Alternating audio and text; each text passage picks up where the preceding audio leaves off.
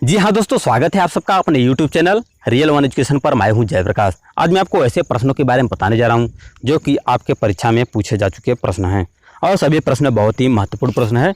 तो आप वीडियो को अंत तक देखिएगा और नए हैं तो चैनल को सब्सक्राइब भी कर लीजिएगा। तो देख सकते हैं आपके पास पहला प्रश्न है कि हिंदी व्याकरण का महत्वपूर्ण प्रश्न है। और पहला प्रश्न है कि हिंदी किस भाषा परिवार की भाषा है। देख सकते हैं पहला प्रश्न आपके पास बहुत ही महत्वपूर्ण प्रश्न है कि हिंदी किस भाषा परिवार की भाषा है।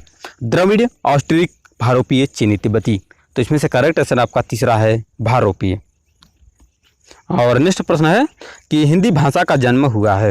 हिंदी भाषा का जन्म हुआ है अपभ्रंश से, लौकिक संस्कृत से, पाली संस्कृत से या वैदिक संस्कृत से। तो इसमें से करेक्ट आंसर क्या होगा, अपना आंसर सोच सकते हैं। तो इसका आंसर है एक, पहला, यानी कि अपभ्रंश से। और नेक्स्ट प्रश्न है हिंदी के अलावा कौन सी भाषा देवनागरी लिपि में लिखी जाती है। पूछा गया है हिंदी के अलावा कौन सी भाषा देवनागरी लिपि में लिखी जाती है। मराठी, गुजराती, सिंधी, उड़िया। तो आपका करेक्ट आंसर है पहला, यानी कि मराठी। और नेक्स्ट प्रश्न है कि हिंदी वर्तमान हिंदी का प्रचलित रूप है। वर्तमान हिंदी का प्रचलित रूप क्या है। अवधी, खड़ी बोली, ब्रजभाषा, देवनागरी। तो करेक्ट आंसर है आपका दूसरा, यानी कि खड़ी बोली। और नेक्स्ट प्रश्न है कि शुद्ध वर्तनी का चयन कीजिए।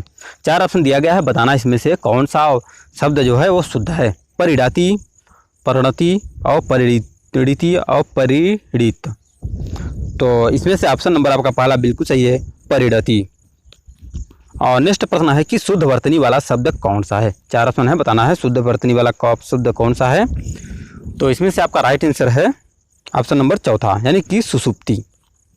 और नेक्स्ट प्रश्न है कि अभिषेक का सही संधि विच्छेद क्या है। तो संधि विच्छेद से संबंधित सभी प्रश्न मैं आपको करवाऊंगा नेक्स्ट वीडियो में। और तब तक आप इस प्रश्न को देखिए कि अभिषेक का सही संधि विच्छेद क्या है। तो राइट आंसर है दूसरा, यानी कि अभिधन सेक। और नेक्स्ट प्रश्न है कि स्वर संधि के कितने भेद हैं। स्वर संधि के कितने भेद हैं। 3, 4, 5, 7। तो आपका करेक्ट आंसर है 3, यानी कि 5। तीसरा ऑप्शन सही है 5। स्वर संधि के कितने भेद हैं, 5 भेद हैं। अगर आपसे पूछा जाए संधि कितने प्रकार के होते हैं, तो संधि 3 प्रकार के होते हैं। स्वर संधि, व्यंजन संधि, विसर्ग संधि। और वहीं पूछा जाए कि स्वर संधि कितने प्रकार के होते हैं, तो स्वर संधि 5 प्रकार के होते हैं। और नेक्स्ट प्रश्न है आपके पास कि निम्नलिखित में से उपसर्ग रहित शब्द है। उपसर्ग रहित शब्द कौन सा है। सुयोग, सुरेश, विदेश, अत्यधिक। तो करेक्ट आंसर है आपका दूसरा, सुरेश। राइट आंसर है सुरेश। और नेक्स्ट प्रश्न है कि देवासुर में कौन सा समास है। पूछा गया है कि देवासुर में कौन सा समास है। बहुत ही महत्वपूर्ण प्रश्न है। तो आंसर है आपका तीसरा, बिल्कुल सही, द्वंद्व। देवासुर में कौन सा समास है, द्वंद्व समास है। और नेक्स्ट प्रश्न है कि निम्नलिखित में से कौन सा शब्द देशज है।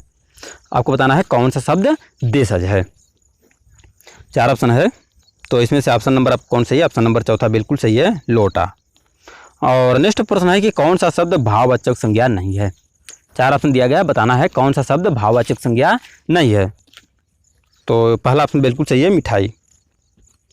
और नेक्स्ट प्रश्न है कि अविकारी शब्द होता है। अविकारी शब्द होता है। संज्ञा, सर्वनाम, विशेषण, अव्यय। पूछा गया है कि अविकारी शब्द होता है। बहुत ही महत्वपूर्ण प्रश्न है। एक विकारी होता है, दूसरा अविकारी होता है। तो पूछा गया अविकारी, तो ऑप्शन नंबर चौथा बिल्कुल सही है, अव्यय। और नेक्स्ट प्रश्न आपके पास आ गया है कि वारिद का पर्यायवाची शब्द क्या है। पूछा बताना है कि वारिद का पर्यायवाची शब्द क्या है।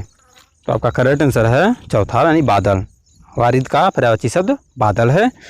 और इसके बाद नेक्स्ट प्रश्न है कि स्थावर का विलोम शब्द है। स्थावर का विलोम शब्द क्या है। सचल, चंचल, चेतन, जंगम। तो करेक्ट आंसर है चौथा, जंगम। सम्मुख का विलोम शब्द है। सम्मुख का विलोम शब्द क्या है। उन्मुख, विमुख, अधिमुख या प्रमुख। तो आपका करेक्ट आंसर है दूसरा, विमुख। और नेक्स्ट प्रश्न है कि जो पहले कभी ना हुआ हो उसके लिए एक शब्द क्या है। बहुत ही महत्वपूर्ण प्रश्न है। पूछा गया जो पहले कभी ना हुआ हो उसके लिए एक शब्द क्या है। अद्भुत, अभूतपूर्व, अपूर्व, अनुपम। तो आपका करेक्ट आंसर है दूसरा, अभूतपूर्व। और नेक्स्ट प्रश्न है कि उसने कहा कि मैं घर जाऊं। उसने कहा कि मैं घर जाऊं। यह कैसा वाक्य है, सरल वाक्य है, मिश्र वाक्य है, संयुक्त वाक्य है, प्रश्नवाचक वाक्य है। आप अपना आंसर सोच सकते हैं कि इसमें से कौन सा ऑप्शन आपका सही हो सकता है। तो ऑप्शन नंबर आपका दूसरा बिल्कुल सही है, मिश्र वाक्य। और नेक्स्ट प्रश्न है कि अग्नि परीक्षा देना का अर्थ है। अग्नि परीक्षा देना का सही अर्थ क्या है? कठोर ताप करना, दृढ़ निश्चय करना, साहसपूर्वक सम्मान करना, और लास्ट ऑप्शन है कठिन परिस्थिति में पड़ना। तो आपका करेक्ट आंसर चौथा बिल्कुल सही है, कठिन परिस्थिति में पड़ना। और लास्ट प्रश्न आप में कमेंट करके बताइएगा आंसर क्या होगा इसका। पर उपदेश कुशल बहुतेरे का अर्थ है, इसका हमें अर्थ बताना है क्या होगा।